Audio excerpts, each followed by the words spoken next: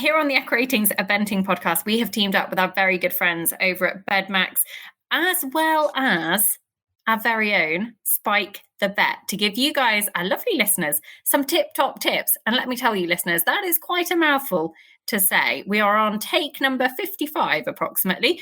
Spike, what have you got for us today? Oh, Nicole, I've got another top tip for you. What we're looking at this time is that really important thing of ensuring that even though you're using brilliant bedding like BedMax, it's what you're doing day to day to look after that bedding and how often you're changing it, how deep that bedding is.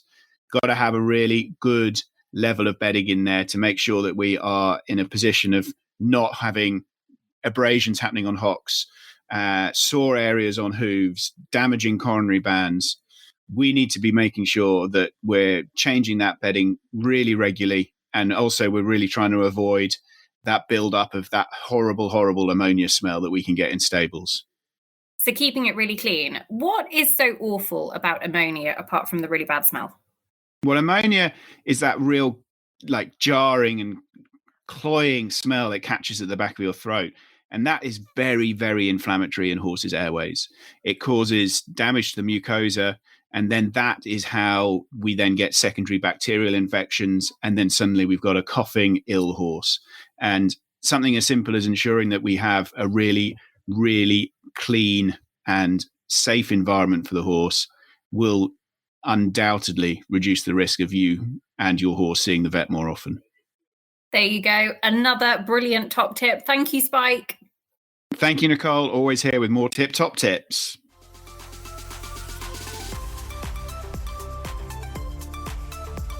Listeners, we are back with another When Nicole Met show. Big thanks, as always, has to go to BedMax for their continued support of the series throughout 2023. We've got some very exciting guests in the lineup. And today's guest is one of the most exciting young stars of the future, Saffron Cresswell. Good to have you with us. Hi, Nicole. It is very, very good to have you with us. Set the scene for us, because you are trucking home after a very long day at the office / at combined training.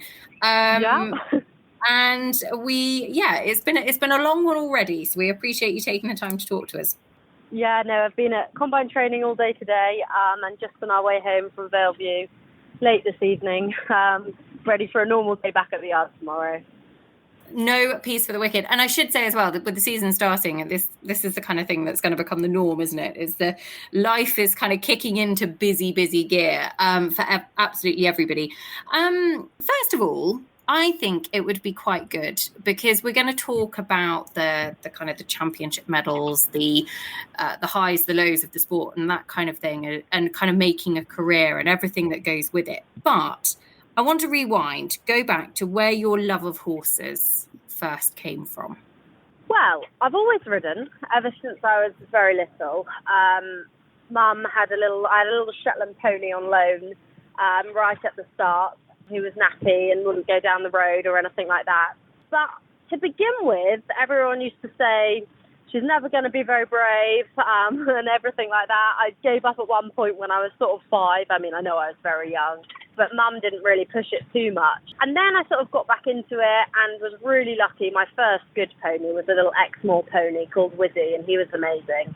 And I sort of started with him just doing pony club and a little bit of one-day events and things like that. I also did some showing and sort of grew from there, really. I would say my first pony that made me have to work was when I was, I think, 6. Mum brought me an unbroken 4-year-old, and I managed to actually get her to Horse of the Year show in the show pony first riding class when she got a bit older. But Mum used to have to pay me £1 to ride her, which was quite funny. She used to pull my arms out. And yeah, so I sort of started with that and really enjoyed it. Always had a couple of young ponies alongside, maybe one slightly more experienced one to give me something to be out competing on. But I would say when I really sort of fell in love with the sport and wanted to do it professionally was when I had Cuffs Grange Little Rick. Until then, I wanted to be a vet, and he was sort of the first pony that gave me the real eventing bug. He was the first pony I ever did BE on or anything like that as well. So yeah. And what a pony to do it. I mean, he is an absolute legend, and he had a huge amount of international success with you, but also took you to your first European Championships. I think you came 5th individually, got a team gold with him as well. I mean, just an absolute kind of introduction of dreams to the international eventing scene. But one thing you say there about the unbroken 4-year-olds is the producing ponies from scratch, because that's something that actually has kind of followed you through your career and is something you still do a huge amount of now in producing the young horses. How did the showing play its part in those early days? I mean, to be honest, the showing just teaches you no end of ring craft, how to sit correctly, the correct thing to do when you're, in front of a judge, and all these different things. And I don't really know why I sort of started doing showing, to be honest. It just kind of fitted with what I was doing. But, the working hunter in particular, jumping around the fences and actually just having to sit and look pretty, you can't be flapping, your pony's got to be on the bit, and all that sort of stuff that you don't necessarily experience. And then, riding at Royal International, Windsor, Horse of the Year show, in those big atmospheres and experiencing the pressure at such a young age, I think really, really helped. And don't get me wrong, I wasn't someone that, I wasn't a massive name on the working hunter scene at all, because I was sort of producing young horses as well. So a lot of it was, getting ponies out there that hadn't seen it before, and things like that. But that just gave me a huge amount of experience anyway, because they're so spooky, those working hunter tracks, and actually you have to teach a pony a huge amount to be able to get round them, really. So it definitely set me up to go eventing. And how did you cope with that kind of atmosphere at a young age? Because Hoy's, Royal International Horse Show, they are a big deal. Yeah, no, definitely. I mean, to be honest, I never did very well at Horse of the Year show. I think I went 3 times, and the first time was on my little show pony, first ridden. I think I was the only kid in the whole class to warm my own pony up in the ring before the class. And so didn't obviously get placed, but I was proud that I was the only kid to do it. And then the next time I went was in the workers, and I fell off. So I didn't do very well, really. I did quite well when I took Little Rick.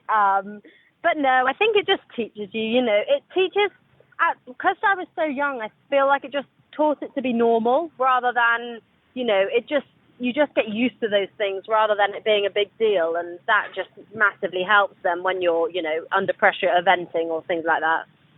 Yeah, you make a very good point, actually. Absolutely.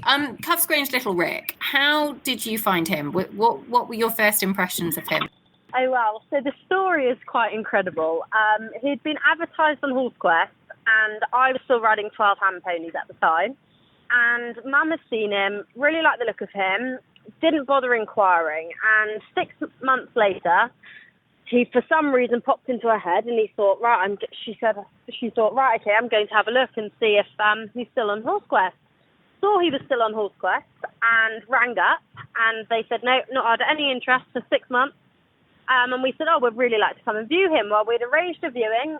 We got there and rang them. They were nowhere around. And they said, oh, God, sorry, we thought that you weren't coming because you hadn't rung us to say you were on your way. So he came in, plastered in mud, head to toe, with 7 rugs on. And I rode him, and I just fell in love with him. He was a measured out 138 show jumping pony. He'd done 1B event, but that was it. He'd not really done any dressage. He'd never done working hunter. He'd never done anything really other than show jumping. And I fell in love with him, took him cross-country schooling, and I think he stopped at every log before I managed to get him over anything. But I just fell in love with him. I was 13 years old. He was a massive step up from what I'd had. But to be honest, he just turned into be a pony of a lifetime, and we just clicked from the moment I rode him for the first time. And I think that's what makes him so special is, everything we did, he pretty much won. So how did it go from stopping at a log cross-country schooling to having the success that you had with him?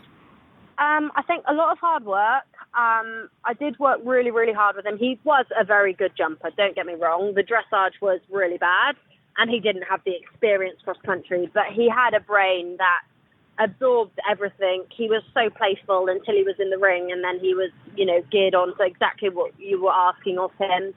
I'll never forget my first ever pony training I wanted to do was a stay-away pony training. It was actually at Bubby Upton's yard, I'd inquired to go on it, and Jonquil, I still talk to her about it now, she said to me, she rang my mum and said, I'm really sorry, Saffron can't do the training because she's not done a B novice yet, and it was only for people that were sort of getting ready to campaign. And Mum turned around to her and said, right, if she can prove to you that she can do a 2-star test, will you allow her to go? And she said, yes, okay. And within a month, I managed to do a 2-star test. The video is still on YouTube. It's hilarious. I crashed into the outside, the whiteboards trying to do counter-canter, and my running back was non-existent and everything. It was so funny. But I gave it a go, and Jonquil said, right, okay, you can come to the training. And I think my mum has been massively supportive. You know, she's got such a positive mindset that have a go. And, you know, I went to that training. I was nowhere near in the league of pretty much every other person on that training. But I turned up and I gave it a go.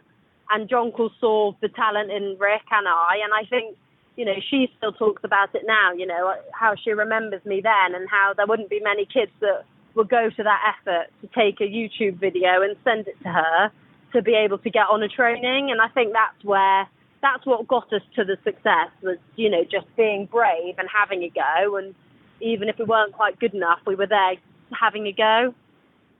I think that's a massively admirable quality, actually. And I think it's something that we probably don't see as much of now as we perhaps maybe, I don't know if we ever did, but it's not something we see all the time, is it? Of kind of people putting themselves out there and going that extra mile. And ultimately, No. Is that what it takes to really kind of excel in the sport? I think it certainly has a massive, massive impact on it. And I kind of think the impressions that you make along the way, you obviously made an impression on Jonquil on that day, and actually it stood you in very, very good stead. What was your first championship like? Talk to me about Malmo in 2015, because individual 5th place, team gold, a pretty exceptional championship debut. Yeah, I mean, first of all, Malmo is probably my favourite championship I've ever done. The venue was incredible. I think I probably got there and was pretty starstruck. But I went there very naive. I don't think I'd made the time at a single pony trial other than the final trial at Barbary, which I managed to win. But every other event I'd had time faults. What I had shown them was consistency. But I was going there thinking I was going to be an individual, to be honest. I was 14. I still had another 2 years left. And I think that kind of played in my favour because I didn't have massive expectations of the event. I went there to gain experience. Of course, I wanted to do well. But I definitely think that played a part. I mean, the cross-country at Malmo was what set Team GB out from everyone else. It was ridiculous. I think there were 13 clears inside the time out of every single rider combination, and I think 5 of them were British or something ridiculous like that. But I had no idea, and luckily Rick was such a good show jumper, which really helped because I was ridiculously nervous. And I watched the video back now, and we were deep, we were off, we were going quickly, we were slowing down, and you know he was incredible at show jumping, and that definitely helped me on the final day. But that was probably the day I decided I wanted to do horses full time because I just got the bug for, you know, that championship experience. And you just don't realise how amazing it's going to be until you're there, really. So you go from age 14 and actually you decide, do you know what, this is what I want to do. So what did the next few years look like for you in terms of navigating your way away from kind of those veterinary dreams to actually finishing school and then setting up a yard? Well, I mean, even at, you know, I talk to my farrier about it now, even at probably 10, 11, I used to cycle to my yard from school and Mum would come and pick me up at 8 o'clock. I probably had 4 or 5 ponies then, you know, different things that, you know, one was free out of the village shop or whatever it might be. And I think even when I was 14, I already had a few ponies. So the next few years basically involved me producing those ponies up to a level that I knew I would be able to sell. Mum had bred a few years before. So I had sort of 4 or 5-year-old ponies that we'd bred that had just been backed that I was producing. And I was really lucky actually to get my first horse quality rose when I was 15. And she was pretty good to me, really, for what she was. She was quite sharp and quite quirky, but she definitely taught me lots. And I think she enabled me to make that step from ponies to juniors, just because of when I got her and the work I'd put in. The work from 14 to 16, there was then that breakthrough when I turned 17, because it would have been easy to not have a horse and have all my ponies and sell them and sort of feel like I was starting from scratch again at 17. So I definitely felt like that really helped. I find it really interesting that actually the business plan had already started. Like, there's not many 14-year-old kids that have the business plan in place to kind of see how it was going to work. I wouldn't even say it was a business plan. I just loved my ponies, and I spent, every hour of every second of every day at the yard. I would ride 2-3 ponies before I went to school. I created my own bus stop, so my bus picked me up from the end of my yard drive so I could go to school, and they used to drop me off there. And I think I didn't really realise that was my plan. I think it just sort of happened, and I just really thrived off the challenge of the young ponies and horses, and I enjoyed producing them. And I think that's kind of just the outcome, rather than that was my original plan at all. I just really enjoyed it. I think that sounds like it sort of all came together. So talk to me about the relationship and the setup with your mum, because she's been a huge inspiration throughout your career, a huge part of it. I imagine she's also the one driving the lorry home now as we speak. Is that right? Yeah, of course. She is. So what is that dynamic like? To be honest, I've been very, very lucky. Mum grew up around horses on a farm, just had a pony in her back garden, taught herself to ride. She did do a bit of riding club, and had a horse, owned one horse that did a couple of the events. But, she didn't compete around 3 stars or anything like that. But what she has been is hugely supportive and incredibly positive. And, like I said earlier, that is, she has such a can-do mindset in every aspect in life. Sometimes I think she's a bit crazy. But that throughout growing up, that has made me think, yeah, I can have a go at that, or I can do that, or, she's always been so positive. And I think that has been a massive, massive help to me. And it's just enabling me to do things. She's never pushed me. I did my own pony. She doesn't do my horses for me at all. Don't get me wrong, if I need her help, she'll help me. But on a day-to-day basis, she's not running the yard, it is me. But, she just thinks, yeah, you can do that. You can give that a go. You're good enough to do that. And little things like, but the year before I did my first championship, we went out and watched at Mill Street. We stayed on a campsite in a tent. My dad and my brother came, and we had our bikes, and me and mum biked to the train station and caught the train with our bikes every day to Mill Street. To watch the Pony Europeans, and we watched the whole thing, every dressage, watched it all, walked the cross-country course, caught the ferry back, and, there's not many parents that would do that, and all she was doing was showing me that, yeah, you could give that a go, or you could do that, and it is within your capabilities. And I think that's what's made our relationship work so well, is she doesn't get too involved. She's not doing the horses every day, she's not patting them or anything like that, but if she's always there, and if I need her help, she's there. And if I'm worried about doing something, she'll always tell me I can do it and give it a go. And I think that's what's been so, so helpful throughout what I've done so far, really. That's pretty cool. Do you think your mum would adopt me as well? I mean, my mum's awesome, so I don't want to upset my mum because she might listen to this. But I think having a cheerleader in your corner and having somebody that believes in you and believes that it is possible actually is unbelievably powerful. Of kind of letting you make those mistakes, but knowing that they're there kind of pushing you all the way and backing you and believing you all the way. What's your setup look like now, and how has that evolved over the past sort of 6-7 years? Yeah, so originally we lived in a little house in a little village, and my grandparents had a small yard. It was 5 acres with 3 stables, and that's where I kept my ponies, which was about 2 minutes from my house. It wasn't far at all.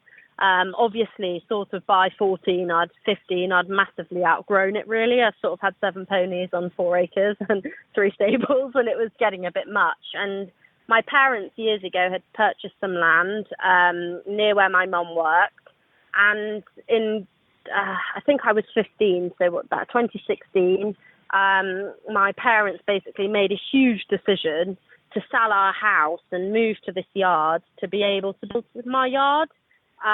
So we actually lived in the caravan for 5 years and built my whole yard. My poor brother, who hates horses, he races go-karts and is 5 years younger than me.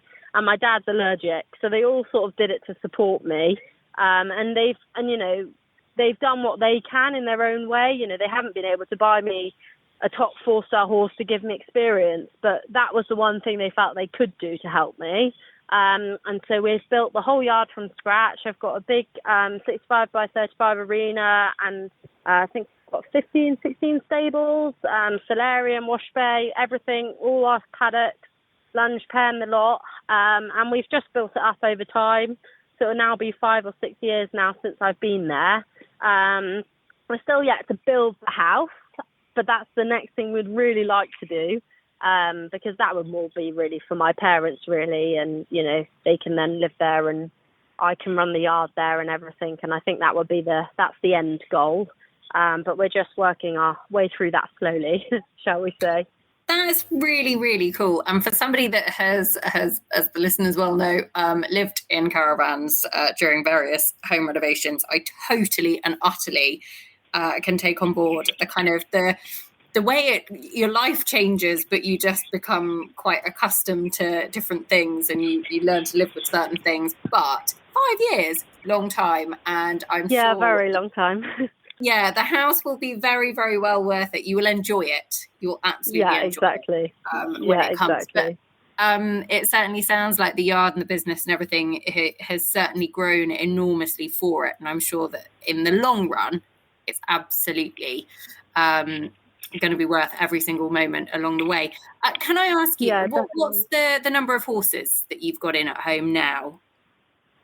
So to event, I think I've got about 10 horses to event. I have other liveries as well. So I think in stables currently we've got 15, but that includes, you know, my mum's horse and my little cousin's horse and things like that. So yeah, I've got about 10 horses to event, my hunter, and then a couple of younger ones and sales liveries and things like that keep everything ticking over.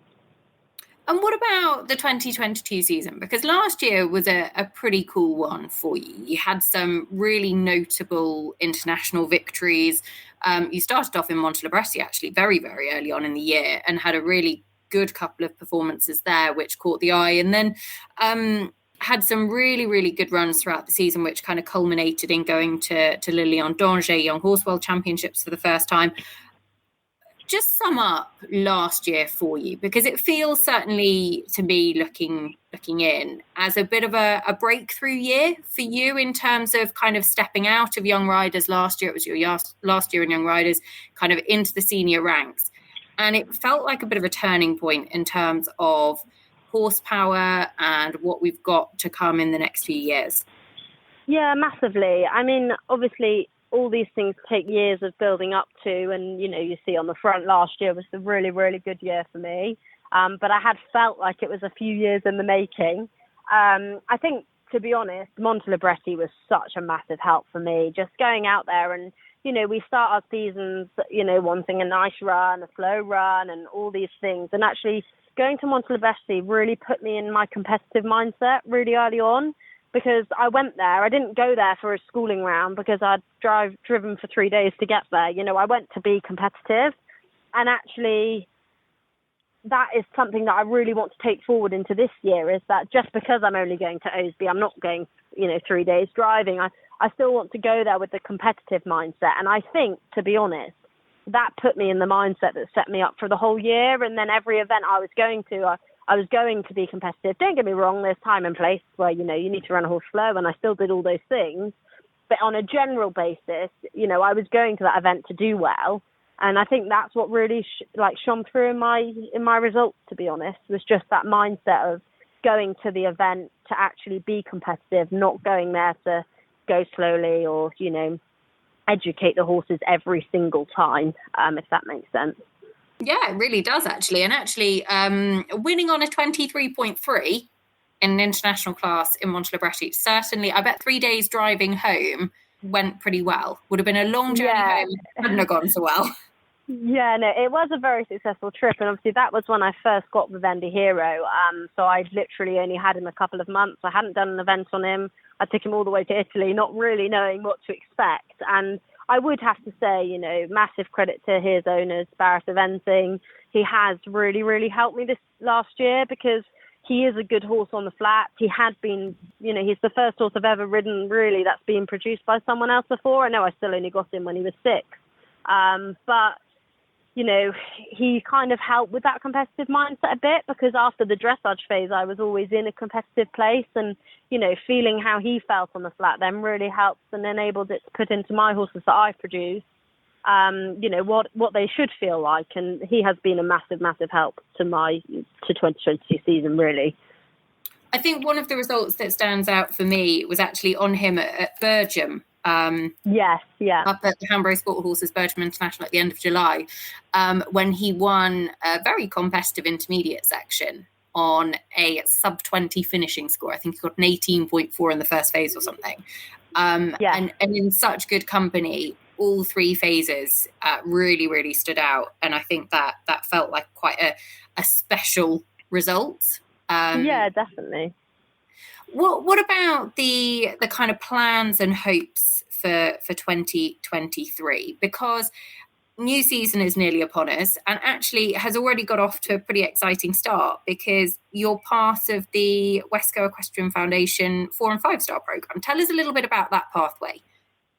Yeah, no, so that's really, really exciting. I applied for the program and I think there was 150 applicants. There was a huge amount of us applied, had to fill out quite a lengthy CV for that. And I'm really hoping it will enable me to get some extra training and support. I mean, we've already had our first training couple of days at Aston Le Walls, and I had Pippa Funnel for the training, and it was amazing. You know, I had 6 lessons with her, and there's not many programs where you get that amount of support, and you might get your odd lesson, but actually that was incredible. You know, back-to-back lessons, taking what I learned on one horse through to the next. We've had Zoom meetings already about business, setting up our business. And I just think from a young person's point of view, like there's so much I need to learn and anything I can help with that, you know, like the Wesco Foundation is going to be massive, massive, you know, benefit to me really. What is it that really makes you tick? You obviously love producing the horses, but is it the 5 stars? Is it the championships? What's the ultimate goal? My ultimate goal is to go to an Olympics. I love the championships. I want to have a yard full of 5-star horses. You know, that is my aim. And that's what I love, of course. I love the big crowds. I love the atmosphere and things like that. That's what I thrive off. But I would say the thing that makes me enjoy that is what I love is producing the horses. And as I said, all my horses I produce from scratch. So I feel like there's such a sense of achievement, you know, when they do their first 4-star or even their first novice or their first event. You know, some of these horses, I love the sensitive ones that are really, really, you know, have to be really careful around and really quiet around. And I think when I feel like I achieve with them, that's what gives me the, you know, more drive to go around the 5 stars because I feel like I've got such a good relationship with that horse. And you know, that is obviously my ultimate goal. So, yeah, that would be what probably gives me the bug. And what about this season? What are the hopes for 2023? So I've got some really exciting horses coming through. I've got Funny Guy who will hopefully step up to 4-star early part of the year. So it'll be an exciting year for him. Hopefully I'll aim him at Blenheim 9-year-olds. It will be a bit of a stepping stone year for him, you know, just getting to grips at 4-star level, consolidating at that level, ready to be super competitive next year probably. And I've got Vivendi Hero as well, who's 8th this year, so he won't step up to 4-star early part of the year, but hopefully in the latter stages of the year he'll step up to 4-star, a chance of Blenheim 9-year-olds for him as well. But I will see how he's feeling really being a year younger. And then I have some really, really exciting and slightly younger horses, which are coming through, which I'm super excited to get out competing. And of course, up Mulberry Street as well. He will be back out in May is the plan, fingers crossed. And I'd really like to get my final 4-star long qualification on him later part of the year, and maybe aim him for Poe 5-star, all being well, at the end of the year. That's really exciting, because actually there would have been a time last season when actually that felt like it wouldn't be possible, and actually lucky that he's still with you and is able to come back. Yeah, definitely. No, it's been a roller coaster with him since Bramham, really, and so I'm really excited to have him back out. If I was to ask you for one young gun within your yard, it might be a young horse that you're really excited about for the future, can you give our listeners a follow? Definitely one to watch is Interfield's Aboudi. She's a really, really special mare. She's coming 7 this time, so she did Osberton 6-year-olds at the end of last year. But last year was only her first season eventing. I actually bought her as a 3-year-old from Ireland, and have produced her slowly. She was really tricky to back, so she's been a slow burner. But even just this winter, she's massively come into her own. She is the most incredible jumper. She jumps for fun. She's straight. She's easy. She's quick. And I really think, in years to come, she's going to be a very, very exciting horse, and hopefully one I can keep. I actually own her myself at the moment.